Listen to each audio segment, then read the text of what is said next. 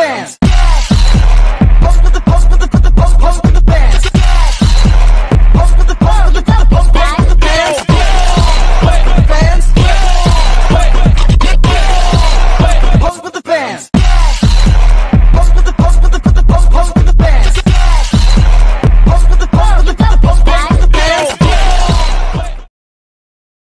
Assalamualaikum warahmatullahi wabarakatuh. Kami dari kelompok 1 ingin membagikan hasil kerja kami dari studi kasus sila pertama. Ada pepatah yang mengatakan tak kenal maka tak sayang. Maka perkenalkan saya Agnia Emewataria dari absen 1. Aku Salva, absen 35.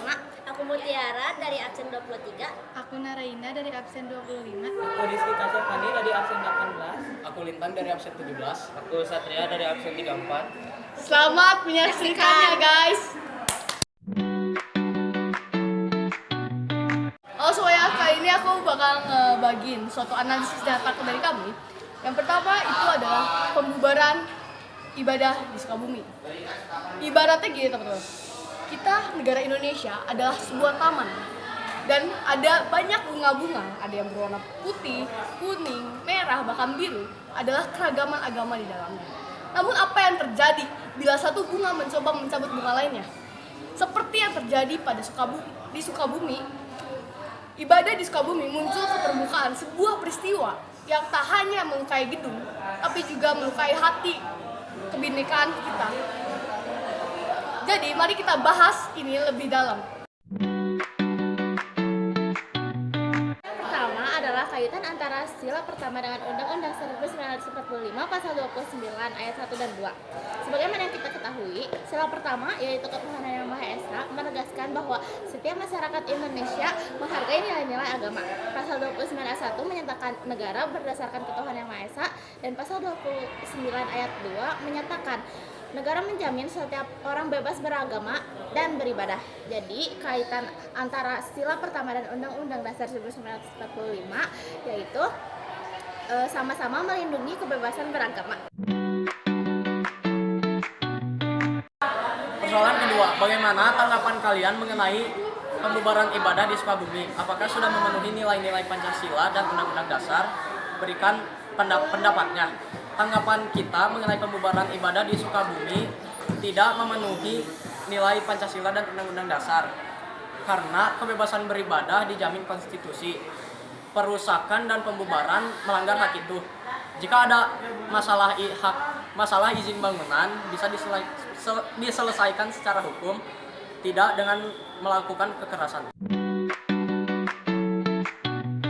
Persoalan ketiga, cara menyikapi perbedaan agama dan kepercayaan yang ada di Indonesia. Cara menyikapi perbedaan agama dan kepercayaan yang ada di Indonesia yaitu dengan cara menghormati setiap ibadah, belajar saling mengerti, membangun dialog antar umat, dan yang terakhir tidak memaksakan keyakinan.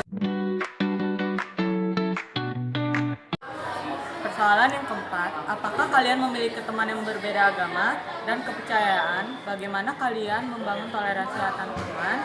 Jika kita mempunyai teman yang berbeda agama, kita harus tetap berteman dengan baik, menghargai waktu ibadahnya, tidak menyinggung hal yang sensitif, dan membangun kebersamaan lewat kegiatan positif.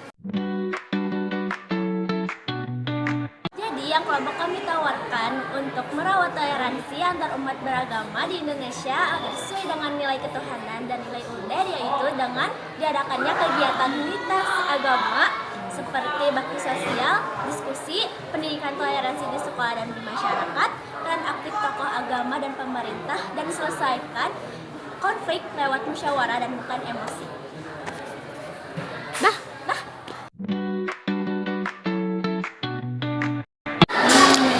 Kesimpulannya, kasus pembubaran ibadah di Sukabumi jelas tidak sesuai dengan sila pertama Pancasila dan Undang-Undang Dasar 1945.